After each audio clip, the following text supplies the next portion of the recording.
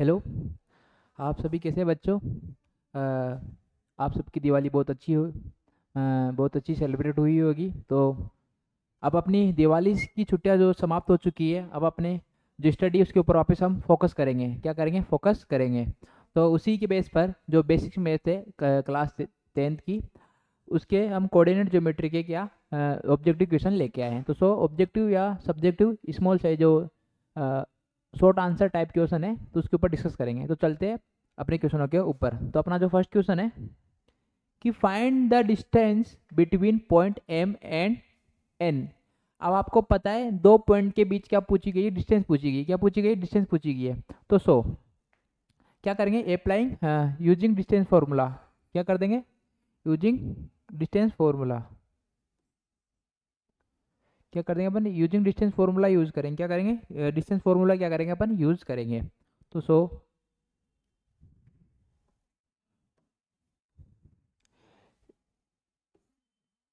Using distance formula. अब आप distance formula D से लिख देता हूँ। तो ए बी की पूछ दोनों के बीच की डिस्टेंस बतानी डायरेक्ट डी से। क्या आएगा? x2 - x1। अब यहाँ पे इसको x2 मान लेते हैं, तो क्या -3 माइनस आता है, फिर x1 आता है। x1 क्या है? 4 का स्क्वायर प्लस, उसके बाद क्या आएगा? y2 - y1। y2 क्या अपने पास? y2 8 है। कितना है? 8 है। तो 8 - 5 का स्क्वायर। यहाँ से क्या निकल के आएगा? यहाँ से मेरे पास जो निकल के आएगा वो क्या आएगा? -7 का स्क्वायर प्लस 3 का स्क्वायर। यहाँ से वैल्यू क्या मिलेगी?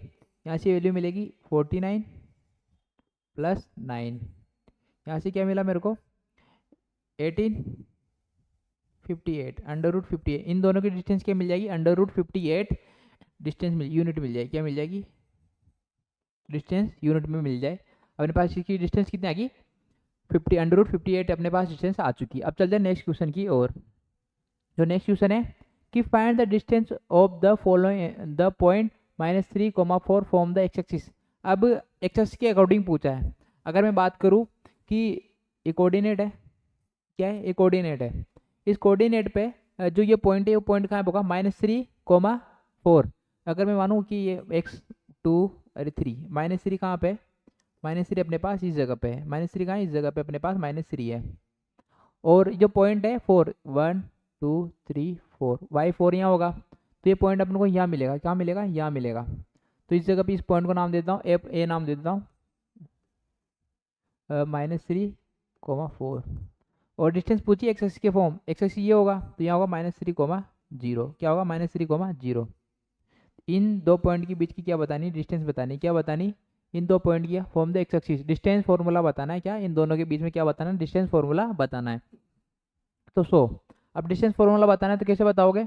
तो इन दोनों के बीच के डिस्टेंस फॉर्मूला, इन दोनों का डिस्टेंस फॉर्मूला बताना है। डिस्टेंस किस किस प्रकार से होगी? इन दोनों पॉइंट के बीच की डिस्टेंस बतानी है। तो क्या करोगे? वही A B distance formula applying using distance formula. क्या लेंगे? Distance formula. वही ए बी क्या आ जाएगा यहाँ पे? x2 क्या है? x2 अपने पास -3 और y2 प्लस का 3 आ जाएगा का स्क्वायर प्लस यहाँ आएगा 0 - 4 का स्क्वायर। यहाँ से वैल्यू क्या मिल जाएगी? यहाँ से वैल्यू मिलेगी, ये 0 हो गया, 0 का स्क्वायर प्लस 4 का स्क्वायर 16। तो यहाँ से क्या मिला? 16 अंडर रूट। तो ए बी की वैल्यू क्या मिल जाएगी? 4 क्या मिल जाएगी? ए बी की वैल्यू क्या आ गई? डिस्टेंस क्या आ गई अपने पास? 4 आ चुकी है, 4 यूनिट आ चुकी है। अब चलते हैं नेक्स्ट क्वेश्चन की ओर।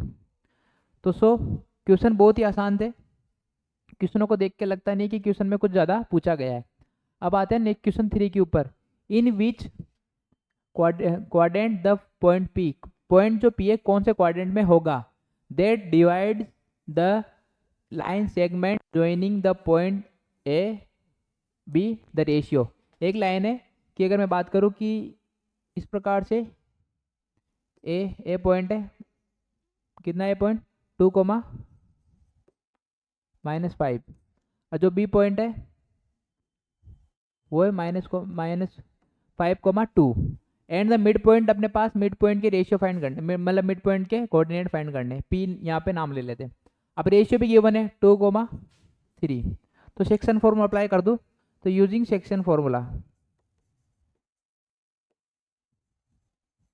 Using section formula, section formula आपने पढ़ा है क्या? आपने सेक्शन फॉर्मूला पढ़ा है। क्या होता है? अगर मैं बात करूँ m1 plus m1 multiply x2 plus m2 multiply x1 upon जो m1 m2, तो इस प्रकार से ये m1 मान लो, ये अपने पास m2 हो गया, अरे x2 y2, अरे क्या हो जाएगा x1 और y1। इस प्रकार से दोनों अब सब मिल चुके हैं। तो अब जो पॉइंट पी बताने, पॉइंट पी का जो पॉइंट पी क्या होगा अपने यूज सेक्शन फॉर्मूला से, ये हो जाएगा पॉइंट पी क्या हो जाएगा x2, m1 क्या अपने पास m1 है 2 मल्टीप्लाई x2 कितना 5 प्लस m2 कितना है 3 मल्टीप्लाई 2 अपॉन 2 प्लस 3 5 कोमा, यहाँ से मिलेगी वही y2 कितना है 2, x1 m1 कितना 2, उसके बाद plus m2 3 multiply minus 5 upon 5। इसकी जो वैल्यू मिलेगी पी के, जो पी के पॉइंट के आ जाएंगे 10 प्लस 6 अपॉन 15 5, यहाँ से मिलेगा 4 माइनस 15 11। इसको मैं से लिख ही देता हूँ पूरा, 4 माइनस 15 अपॉन 5। यहाँ से जो पी के पॉइंट की, जो पी के पॉइंट क्या मिलेंगे अपन को? पी के पॉइंट मिलेंगे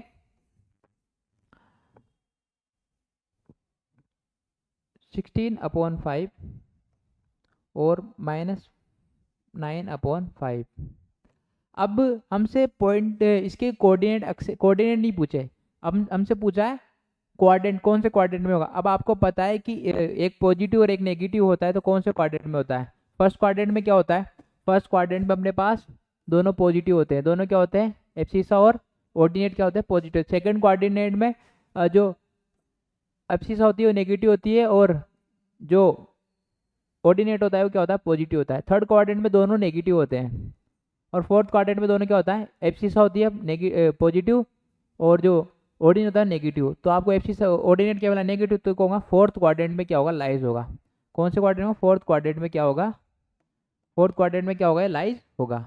तो अपने इस क्वेश्चन का आंसर बहुत ही सिंपल था, आपको बस थोड़ा सा मेथड पता होना चाहिए किस प्रकार से क्या होगा। अब चलते हैं नेक्स्ट क्वेश्चन की ओर।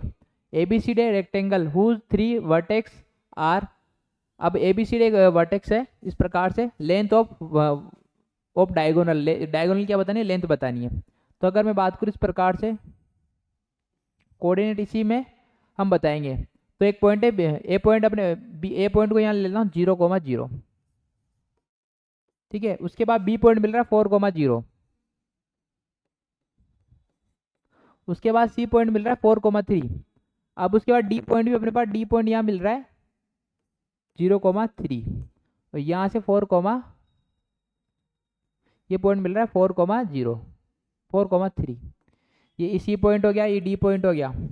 अब डायगोनल पूछा है, डायगोनल इसमें से डायगोनल बनाओ, ये डायगोनल हो चुका है AC।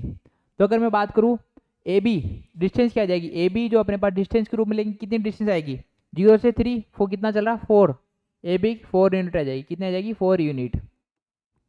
उसके बाद BC कितने मिल जाएगा हमको? BC मिलेगा 3, Y की डिस्टेंस चल रहा है तो 3 यूनिट।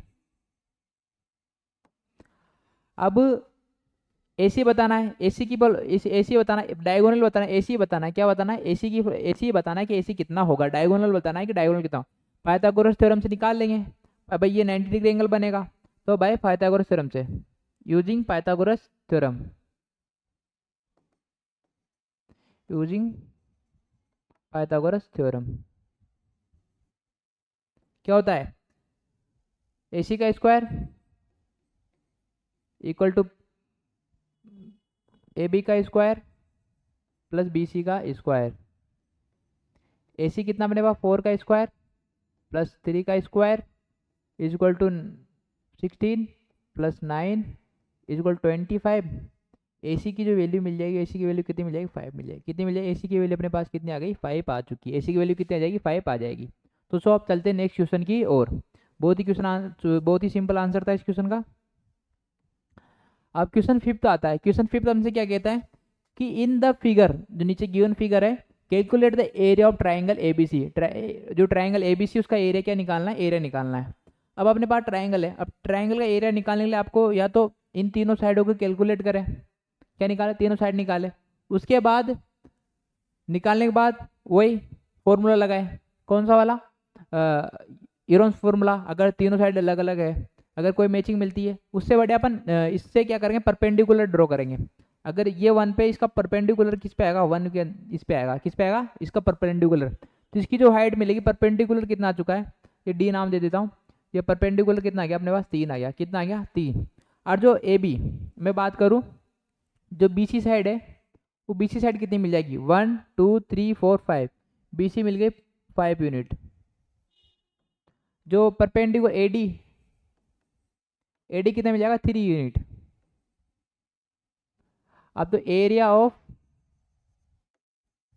ट्राइंगल ABC क्या होता है, 1/2 base into corresponding altitude. Altitude क्या होगा, तो 1/2 बेस कितना अपने पास 5, अल्टीट्यूड 3, कितना आएगा यहाँ से 15/2। कितना आएगा 15/2 अपने पास क्या आ जाएगा, इसका फाइनल आंसर आ जाएगा। अपने पास कितना आंसर आ जाएगा इसका, 15/2 इसका आंसर आ जाएगा। तो एरिया इसका निकाल लिया, यूनिट स्क्वायर यूनिट। तो अब चलते हैं अपने नेक्स्ट क्वेश्चन की ओर। 3 vertex of a parallelogram taken in order. एक पैरेललोग्राम है, एक पैरेललोग्राम किस प्रकार से मैं लिखता हूँ, अपने पास क्या है, पैरेललोग्राम है। इसमें -1, 0, 3, 1, उसके बाद 2, उसके बाद D, जो D इसको नाम ले देता हूँ मैं X, Y। इसके पॉइंट अपन को बताने A, B, C। अब taken the respectively find the coordinate of the fourth vertex. जो फोर्थ वर्टेक्स है, इसके क्या फाइंड करने, कोऑर्डिनेट फाइंड करने। तो अगर मैं बात करूँ कि जो पैरेललोग्राम होते हैं, उसके डायगोनल आपस में क्या करते हैं, इंटरसेक्ट करते हैं each other, bisect each other. तो now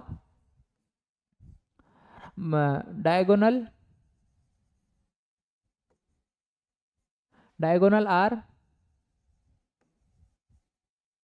bisect each other. So अब यहाँ से क्या, अगर ये पॉइंट बाइसेक्ट ईच अदर, इसका दोनों का मिड पॉइंट क्या होगा, भाई मैं बात करूँ मिड पॉइंट, ये दोनों का मिड पॉइंट P, ये दोनों का मिड पॉइंट जो P है, ये क्या होगा, इक्वल होगा। अगर इससे निकालूं या इससे निकालूं, दोनों का मिड पॉइंट क्या होगा, इक्वल होगा। तो mid point of AC equal to mid point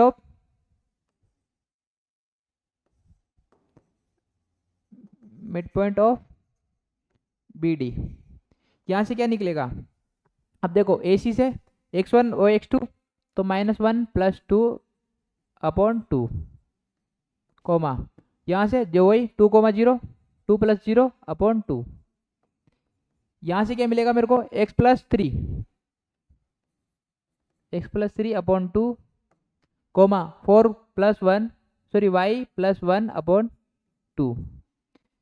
compare कर दूँ, इसकी वैल्यू क्या मिल जाएगी मेरे को, इसकी वैल्यू मिलेगी 1, 2 और 1 = x + 3/2, और यहाँ से y + 1/2। यहाँ से जो वैल्यू मिलेगी वो क्या मिलेगी मेरे को, कंपेयर करता हूँ दोनों तरफ। तो x + 3 = 1/2, 2 से 2 कैंसिल आउट, x की वैल्यू मिल जाएगी -2। क्या मिल जाएगी, x की वैल्यू -2। उसके अलावा यहाँ से y + 1/2 = 1, तो y की जो वैल्यू मिलेगी वो 1 मिलेगी। कितनी मिलेगी, 1 मिल जाएगी। क्या मिल जाएगी, 1 मिल जाएगी। तो फोर्थ जो D है, तो coordinate coordinate of point D क्या हो जाएगा, डी -2,1। कितना, -2,1 अपने पास कोऑर्डिनेट आ जाएंगे। अब चलते हैं नेक्स्ट क्वेश्चन की ओर। अपना नेक्स्ट क्वेश्चन है कि a line intersect the Y axis and X axis the point P and Q respectively if the 2,-5 is mid point of the P Q the find the coordinate of P and Q. Q और P के point coordinate फाइंड करने हैं। तो अगर मैं बात करूँ कोऑर्डिनेट के अनुसार, ये अपने पास कोऑर्डिनेट है। अब जो वाई एक्सिस और एक्स एक्सिस को पॉइंट पी और क्यू आपस में, इस जगह पे पॉइंट पी होगा वाई एक्सिस पे, ये पॉइंट पी मान लेता हूँ इस जगह पे, और इस जगह पे कोई क्यू पॉइंट है। अब जो रेस्पेक्टली क्या कर रहा है, इंटरसेक्ट कर रहा है, ये दोनों मिल रहे हैं आपस में। अब इनका जो मिड पॉइंट है, ये मिड पॉइंट, इसका जो मिड पॉइंट है वो क्या होगा, मिड पॉइंट अपने पास कुछ भी मान लो आर जो मिड पॉइंट है 2,-5 है। कितना है, 2,-5 है। तो अब एक्स एक्सिस के अनुसार जो पी के कोऑर्डिनेट होंगे वो क्या होंगे, एक्स के अनुसार पी के कोऑर्डिनेट क्या होंगे। अगर मैं बात करूँ एक्स एक्सिस के अनुसार जो पी के कोऑर्डिनेट है वो क्या होंगे, तो पी के कोऑर्डिनेट होंगे अपने पास वाई पे है, तो एक्स तो क्या होगा भाई, एक्स तो क्या होगा 0, और वाई को अब कुछ भी मान लो बी ले लेते हैं, ठीक है। और एक्स पे क्या होगा, इसको ए मान लो, इसको 0 मान लो, ये अपने पास मिलेंगे। तो बात करूँ पॉइंट, तो जो पी पॉइंट है अपने पास, पी पॉइंट क्या मिल जाएगा 0,b, ठीक है। और जो क्यू पॉइंट है, क्यू पॉइंट क्या मिलेगा, a,b। मिड पॉइंट आपको पता ही है, तो मिड पॉइंट का फॉर्मूला लगा दो। तो मिड पॉइंट क्या होगा दोनों के बीच के अनुसार, कि यूजिंग मिड पॉइंट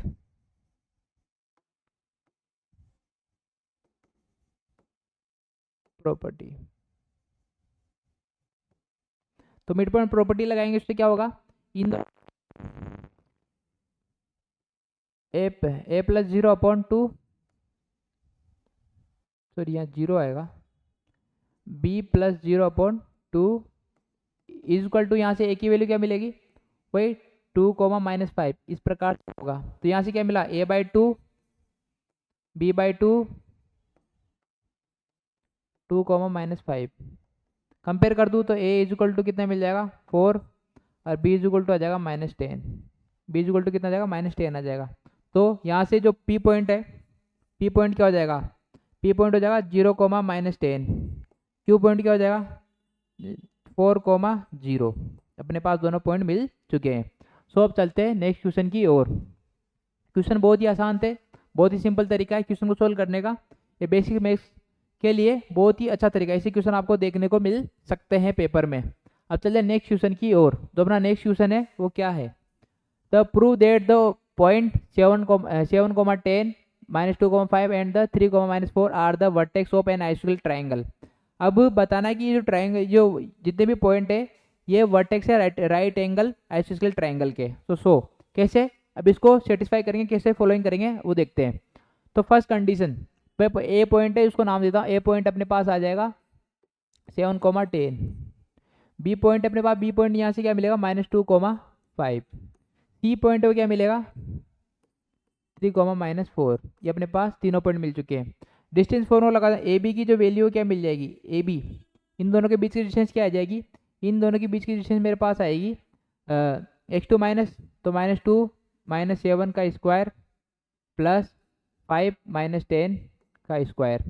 यहाँ से वैल्यू क्या मिल जाएगी मेरे को, ये वैल्यू मिलेगी मेरे को 49 नहीं 81 प्लस 25। इस ए बी की डिस्टेंस जो कितनी मिलेगी मेरे को 106 अंडर रूट 106 यूनिट, ठीक है। BC की डिस्टेंस निकालो, BC क्या मिल जाएगा मेरे को, BC की डिस्टेंस निकालूंगा इन दोनों से, वही अंडर रूट 3 + 2 का स्क्वायर प्लस -4 -5 का स्क्वायर। वैल्यू सेम वही 105, इसके भी जो वैल्यू मिलेगी 106 यूनिट मिल जाएगी, दोनों की जो वैल्यू सेम मिल रही है।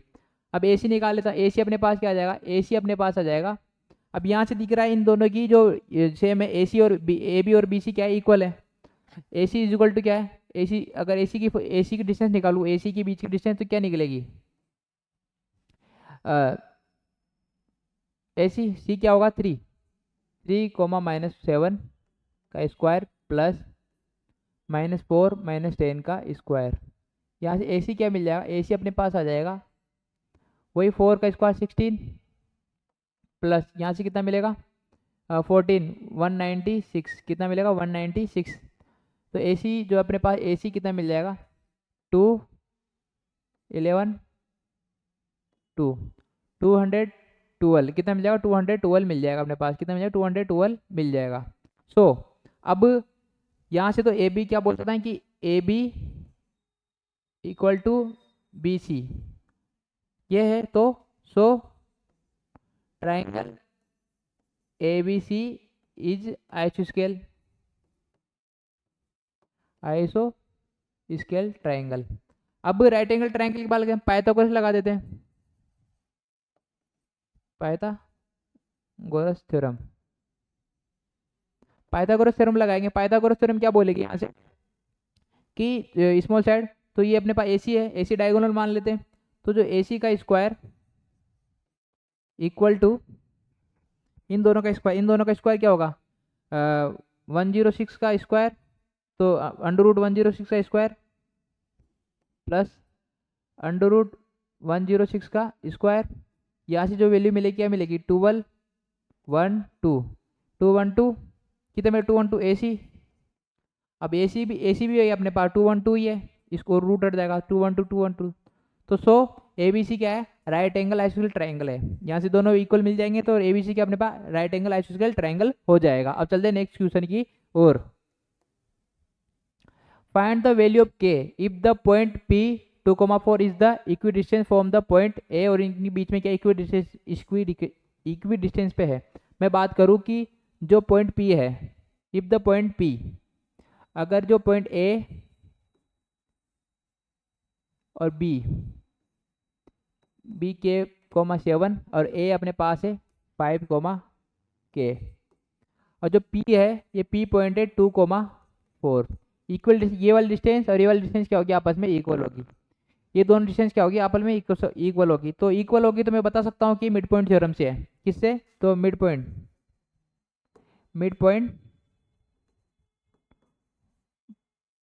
प्रॉपर्टी। तो वहां से क्या होगा? इनका 5 + K अपॉन 2 और K + 7 अपॉन 2 इक्वल टू 2,4। यहाँ से वैल्यू क्या मिल जाएगी? यहाँ से जो वैल्यू मिलेगी वो वैल्यू क्या होगी अपने पास? 5 + K अपॉन 2 कंपेयर कर देते हैं इक्वल टू 2। तो K की जो वैल्यू आएगी 4, -5 कितना मिल जाएगा? K इक्वल टू -1 कितना मिल जाएगा? K इक्वल टू -1 मिल जाएगा। अगर दूसरे से निकालूँ K + 7 अपॉन 2 इक्वल टू 4, तो यहाँ से कितना मिल जाएगा? K + 7 equal to 8। तो K की जो वैल्यू कितना मिल जाएगा? माइनस का कितना मिल जाएगा? +1 कितना मिल जाएगा? K की वैल्यू +1 अपन को K की वैल्यू मिल जाएगी। तो आप दोनों में K की वैल्यू अलग अलग हमको मिल रही है। दोनों में K की वैल्यू क्या मिल रही है? अलग अलग मिल रही है। तो सो अपने पास जो फाइनल आंसर है अपने पास आ चुका है। क्या आ चुका है? जो अपने पास फाइनल आंसर है अपने पास आ चुका है। कितना आ चुका है final answer? The equal distance from the point A और पॉइंट B, इनके बीच में इक्वल डिस्टेंस पे, किस पे? इनके बीच में क्या है? इक्वल डिस्टेंस पे। इक्वल डिस्टेंस पे सॉरी इक्वल डिस्टेंस में डिस्टेंस बतानी, इक्वल डिस्टेंस है। अपन ने इसको थोड़ा सा रॉन्ग वे में सोल्व कर दिया। क्या कर दिया? रॉन्ग वे में क्या कर दिया? इसको सोल्व कर दिया।